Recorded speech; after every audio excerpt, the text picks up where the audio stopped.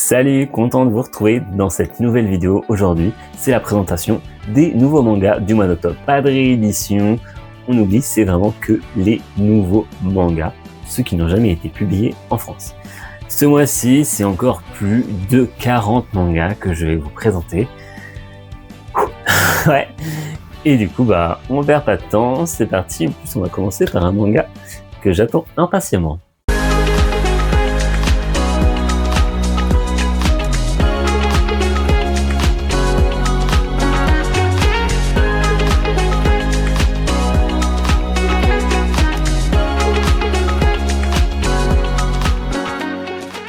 Et on commence avec ma plus grosse attente pour le mois d'octobre. Le premier sort Animal Human, un manga édité chez Mangatsu qui comprend actuellement 3 tomes au Japon. C'est un seinen d'horreur et je pense que le résumé va vous convaincre que c'est bien de l'horreur. Ce manga d'horreur nous raconte l'histoire d'un père et une fille qui, après un accident de voiture, vont se voir conviés à un dîner chez un groupe d'animaux anthropomorphes. Ce qui semblait être un dîner très accueillant et chaleureux va vite se transformer en cauchemar lorsque le père et sa fille vont découvrir la ferme, une ferme où le bétail ne sont pas des animaux mais des êtres humains. Ça vous fait pas penser à quelque chose par hasard, non? Donc du coup, clairement, je pense qu'ils sont le prochain repas de ce groupe d'animaux. Donc voilà, c'est encore une thématique qui me plaît bien. Quand les effets sont inversés comme ça peut être très bien. C'est surtout que ça a été très très bien vendu sur la vidéo de présentation de Mangetsu. C'était à la base un one-shot qui finalement a très bien fonctionné et du coup qui a été poursuivi. Donc vous pouvez très bien acheter juste le tome 1, vous dire ce n'est qu'un one-shot puisqu'à la base c'était prévu comme ça, mais finalement il y a donc 2 mangas de plus de prévus. C'est vraiment l'une de mes plus grosses attentes pour ce mois. On continue avec un shonen. Je vais pas y arriver. On continue avec un shonen qui sortira chez Delcourt Tonkan, I Parry Everything, un manga qui comprend actuellement 5 tomes au Japon. Ce shonen nous raconte l'histoire de Nour qui vit dans une région reculée. Depuis 10 ans, il s'entraîne à devenir un chevalier digne de ce nom. Pour lui, il semble pas avoir les compétences, mais un jour il va sauver in extremis la princesse du royaume de Clays, de l'attaque d'un démon. Devenu son mentor, parviendra-t-il ensemble à sauver le royaume? Ce manga a eu le droit à une adaptation en animé sortie en 2024. Autre shonen à la même date sort Stage S, un manga édité chez Crunchyroll qui comprendra au total 6 tomes. Ce manga va nous raconter l'histoire de Meguro Okio, un garçon qui a vu ses parents mourir lors d'un accident de voiture. Depuis, il n'a pas vraiment l'envie de vivre, mais ça c'était sans compter sur sa rencontre sur le serpent blanc, une divinité qui a le pouvoir de prédire l'avenir. Et d'ailleurs, celle-ci va lui prédire qu'il va vraiment vivre des jours meilleurs. Donc du coup, il décide finalement de continuer à vivre. Il va même faire sa déclaration d'amour à son amie d'enfance, Sarah. Malheureusement, le bonheur sera de courte durée, puisque le serpent blanc va lui annoncer qu'il va mourir. Mais alors que la prédiction va se réaliser, il apprend que dans 100 jours, c'est Sarah qui va mourir. Du coup, pour sauver l'élu de son cœur, il va devoir revenir d'entre les morts, quitte à y perdre son humanité. Donc un manga qui est complété en 6 tomes et dont le premier volume contiendra une édition collector. Encore un shonen, mais cette fois-ci chez Doki Doki, Volundio, Chronique des lames sacrées, un manga qui comprend actuellement 8 tomes au Japon.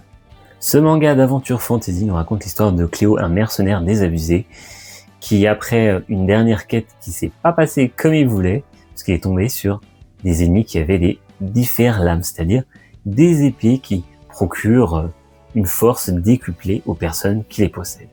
Il sera sauvé in extremis par Kohaku, une semi-humaine énigmatique. Elle va lui prédire d'ailleurs sa mort, pas de chance, mais elle fera tout justement pour l'empêcher. Tous deux vont essayer justement de trouver un havre de paix dans ce monde en guerre à cause des diffères-lames. On passe à la date du 2 octobre avec un one-shot aux éditions Kiun, l'hôtel de l'autre monde. Ce seinen nous raconte l'histoire de l'hôtel de l'autre monde, comme l'indique le titre. En fait, cet hôtel se trouve entre le monde des vivants et le monde des morts, là où les âmes peuvent encore se donner un petit temps de réflexion avant le grand saut.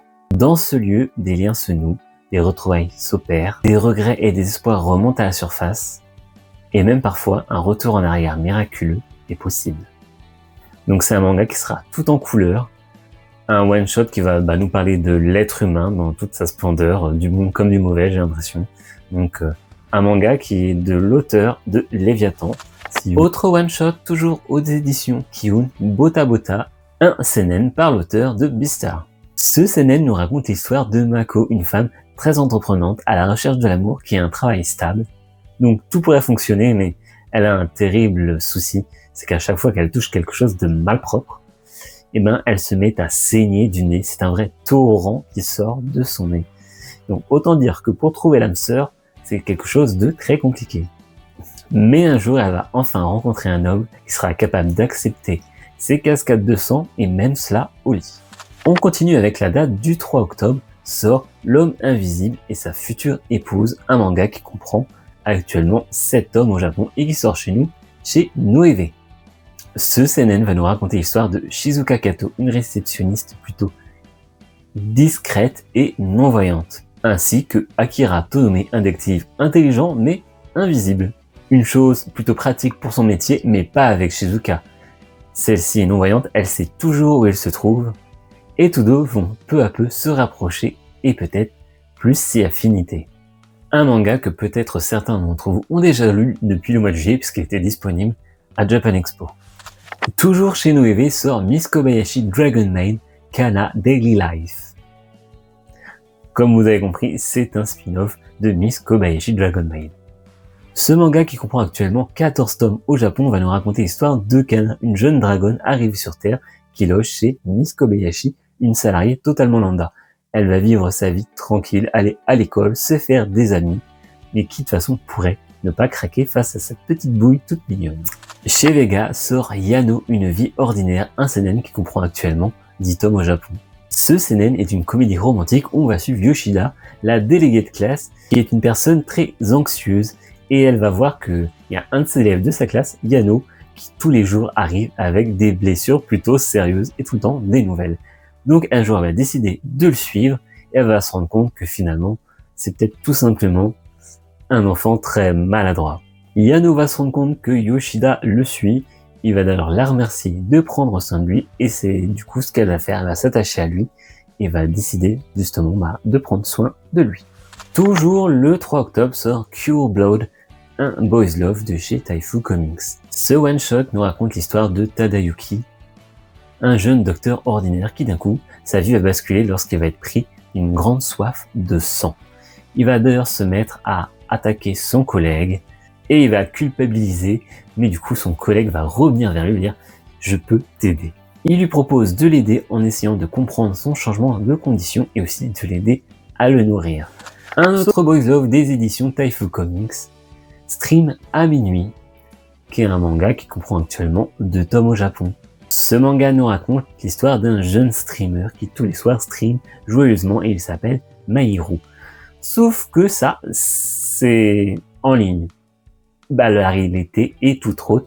Le jeune garçon s'appelle Mayo et il est plutôt triste, plutôt déprimé et en fait plus l'écart entre la réalité et le stream est grand et plus il commence vraiment à se morfondre de plus en plus. Du coup, il croit que personne ne se rend compte de ça, et même pas son manager, mais en fait si, son manager s'en rend compte, et il se dit, on va peut-être trouver une autre technique, qu'est-ce qui pourrait rendre Mayo joyeux? Vu que c'est un boys love, on se demande. On passe à la date du 8 octobre, où sort chez Soleil un one-shot du nom de Mon Petit Nid Douillet. Ce manga va nous raconter l'histoire d'une personne qui a des appartements, et qui compte bien tout faire pour que les gens se sentent super bien chez eux. Surtout à notre époque, où il y a de plus en plus de monde dans les grandes villes, et c'est souvent compliqué de se sentir bien dans ces villes surpeuplées. Donc là, c'est le boulot de Chiaki Ida, justement, de faire en sorte que les gens se sentent bien. Ça a l'air d'être un manga assez chill et vraiment très très beau. Sort chez Nobinobi un autre manga, certainement un shonen, Star Wars, la Haute République, un équilibre fragile, prémonition. Ça fait partie de tous ces mangas qui englobent le Star Wars qui sort chez Nobinobi. Donc c'est pas vraiment une suite, c'est des one-shots en fait. Ce manga va nous parler de Maître Yoda qui va défendre ses élèves d'une attaque des terrifiants Nihil. Toujours chez Nobinobi sort Momo et Ishi, petit esprit de la campagne. un manga qui sera terminé en 3 tomes. Ce seinen nous raconte l'histoire de Yasuha, une fille qu'on a totalement marre de la ville et qui décide de vivre à la campagne pour son côté calme et paisible. Mais un jour, elle va se promener et va rencontrer Momo et Ishi, 2 petites filles qui ont l'air très espiègles. Mais en fait, non, c'est pas des petites filles. L'une est en fait un tanuki et l'autre un kitsune. Une rencontre qui va bouleverser le quotidien de notre héroïne.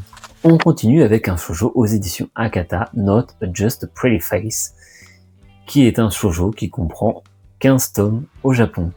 Ce manga nous raconte l'histoire de Sana, une jeune fille qui adore passer son temps sur les réseaux sociaux. Et pourquoi ?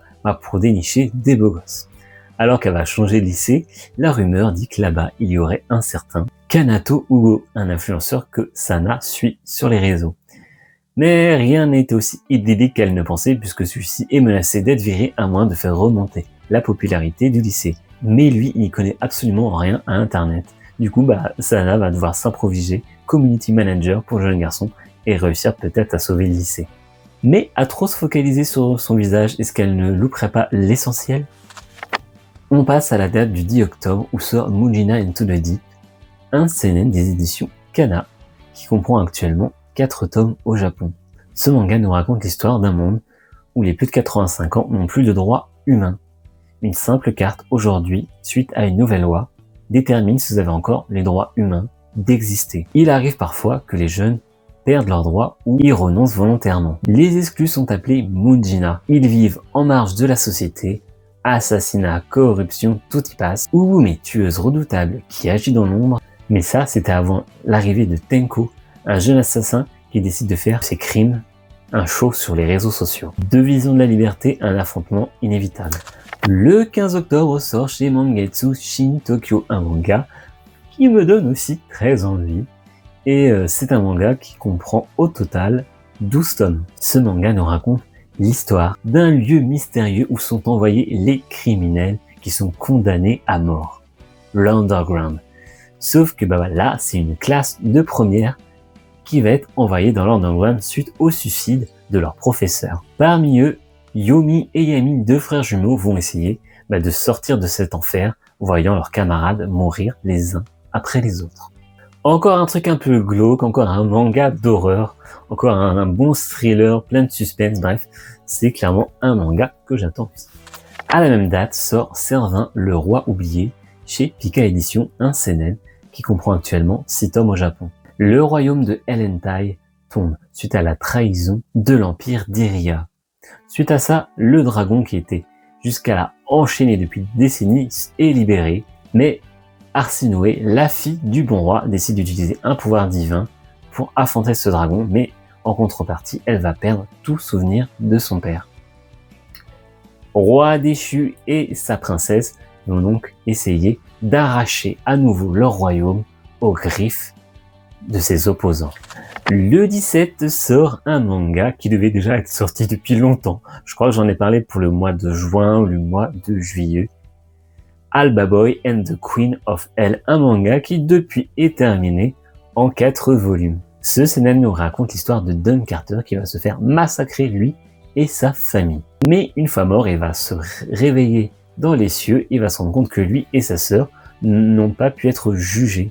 Sauf que ça va poser un gros problème à l'au-delà. Autre manga chez Noévé Graphics, un seinen qui comprendra au total 16 tomes et qui s'appelle Living with My Boyfriend's Wife. Ce manga nous raconte l'histoire de Shino Kishibe, une jeune adolescente de 17 ans. Sa famille est morte et ainsi que son frère. Elle n'a plus personne et pourtant, elle va donc décider de vivre avec la femme de son frère. Donc c'est une espèce de tranche de vie qui s'étale sur 16 tomes. Les éditions Kana ont annoncé un nouveau manga français et un premier seinen français. Ordre. J'espère que je le prononce bien. ORD, ordre, bref. Donc ce manga va comprendre 2 tomes. Ce manga se passe au 9e siècle après Jésus-Christ en Germanie. Il va nous raconter l'histoire d'un ancien guerrier scandinave qui a décidé de vivre une vie paisible après la guerre, mais c'est suite à l'attaque d'une jeune fille du village voisin que notre guerrier va reprendre du service. Le 22 octobre sort Astro Royal aux éditions Glénat, du même auteur que Tokyo Revenger. Le chef Yakuza d'Asakusa est décédé. Hibaru, son unique fils biologique, se retrouve dans un conflit de succession avec ses frères et sœurs adoptifs. Mais c'est alors qu'une pluie de météorites va s'abattre et les gens vont se réveiller avec un pouvoir appelé Astro. Donc un manga qui comprend au total 6 tomes. Je voudrais pas faire l'oiseau de mauvais augure, mais de ce que j'ai compris, les retours étaient pas foufou. Clairement, déjà, ça s'est arrêté à 6 tomes, ça veut rien dire. Des fois, les mangas courts sont les meilleurs. Mais de ce que j'ai lu et entendu par-ci par-là, c'était pas une grande réussite. Toujours le 22 octobre sort chez Nobinobi Twisted Neverland, la maison octovinelle. Encore un spin-off à Twisted Neverland. Mais cette fois-ci, ce sera conclu en 3 tomes. Chez Mangetsu sort Froid Glacial, un nouveau titre de Junji Ito, un one-shot. Cette fois-ci, c'est 8 nouvelles histoires qu'il va nous raconter dans ce recueil. Chez Panini sort Kisho Tenyo, un manga qui comprendra 2 tomes en France. Ce shoujo nous raconte l'histoire de Sayoko Kano, une nouvelle élève qui arrive dans le lycée. Elle a une beauté tellement incroyable, elle éblouit tout le monde. Mais derrière cela, certains la trouvent très attirante et d'autres sont plutôt méfiants. Parce que derrière ses traits angéliques, elle cache un sombre secret. Rue des Sèvres nous sort un nouveau one-shot, Pompon et compagnie. Ce manga va nous raconter l'histoire d'un chien du nom de Pompon qui vit une vie paisible, lire, manger des glaces, jouer avec ses amis. On va suivre son quotidien. Toujours à la même date sort chez Les Arts Noirs Akari, un nouveau one-shot. Ayant perdu le goût de la vie après le décès de sa femme, Fumio Akari, un vieil artisan vitrailliste, reçoit un jour la visite de sa petite fille Akari. Il n'avait pas eu de nouvelles d'elle depuis très très longtemps. La fabrication de vitraux va leur permettre de resserrer les liens jusqu'à une révélation inattendue. Petite découverte qui du coup me plaît plutôt bien, sort chez Panini Salaryman Z.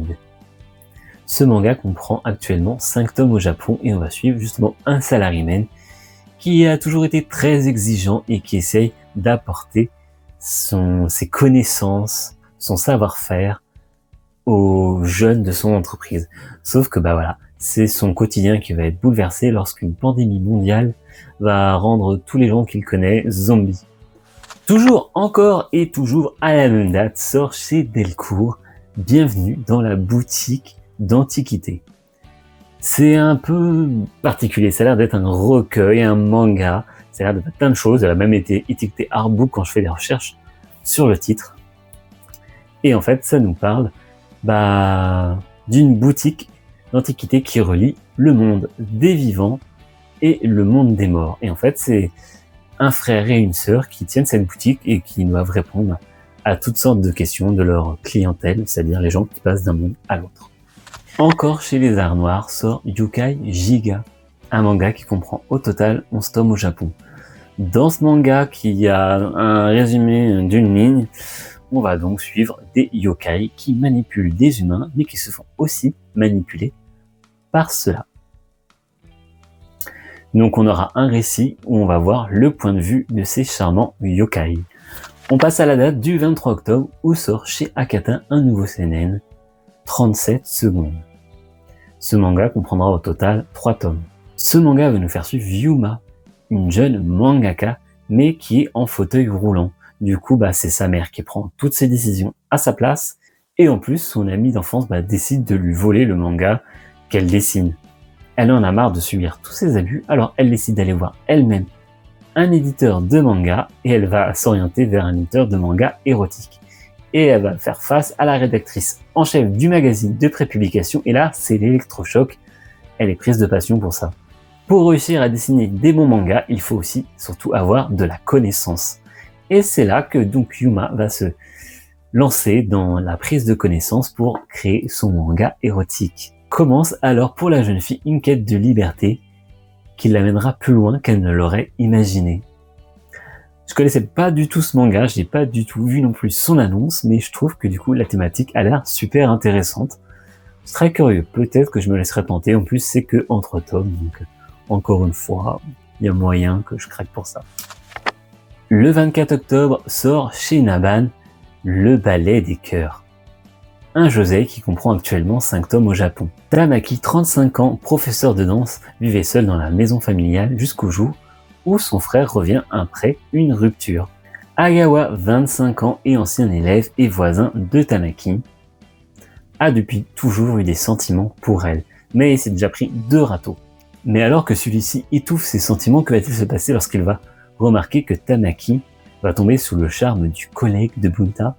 Le 24 octobre sort chez Ototo un nouveau manga spin-off de Dango Stray Dogs, du nom de Dango Stray Dogs, Daisaï et Shuya. Donc ça se passe 7 ans avant les événements de la série principale. Et j'ai pas trouvé franchement d'informations sur ce manga, c'est compliqué, je ne sais pas du tout combien de tomes il y a. Donc là c'est marqué tome 1, donc potentiellement il va y en avoir plusieurs, mais j'ai pas trouvé d'infos. Alors peut-être qu'entre temps j'aurai trouvé des infos et je vous les mettrai là. Taifu Comics va sortir un autre Boys Love qui se terminera en 3 volumes, Ne lâche pas ma main. Ce manga va nous raconter l'histoire de Haruto. Après un incident, il va transférer d'une école d'élite alpha à une école générale. Dans une classe où rien que la mention de alpha fait changer la couleur des yeux des camarades de classe, il va se faire soutenir par le délégué de classe et apparemment c'est plutôt inhabituel. Si tout semble les opposer, bizarrement ils vont sentir une certaine attraction entre eux. Toujours à la même date sort chez Vega The Wizard and the Red Pilgrim, un manga qui comprend 2 tomes au Japon. Ce shoujo nous raconte l'histoire d'un monde où les sorcières tuent les humains en quête de sang. On va suivre un sorcier qui n'a qu'une bouche sur son visage, très bavard, et une fille totalement innocente qui elle est la seule survivante de l'attaque d'un village. Ensemble, ils vont entreprendre un voyage sans but et traverser des territoires à la fois horribles et parfois des territoires aussi pleins de tendresse. Les éditions Panini nous sortent le 29 octobre un nouveau manga, Cyberpunk Edgerunner Madness, un manga qui compte actuellement 1 tome au Japon. Ce nouveau manga sur Cyberpunk, qui est en fait un préquel à l'adaptation animée disponible sur Netflix, va nous raconter la jeunesse de Pilar et Rebecca avant de devenir les plus célèbres Edgerunners de Night City. Et voilà qui conclut ces sorties du mois d'octobre. Donc ça fait pas mal de mangas. Il y a quelques titres intéressants, heureusement c'est moins que pour le mois de septembre où il y avait vraiment une avalanche de titres, en tout cas pour moi qui m'intéressait énormément. Donc j'espère que vous avez trouvé quelques titres qui vont vous intéresser. N'hésitez pas à mettre en commentaire les titres justement qui font écho à ton petit cœur de lecteur. Et sur ce, moi je vous donne rendez-vous la semaine prochaine pour une nouvelle vidéo. Sur ce, bonne semaine à vous et à la prochaine, c'était Rio. Salut!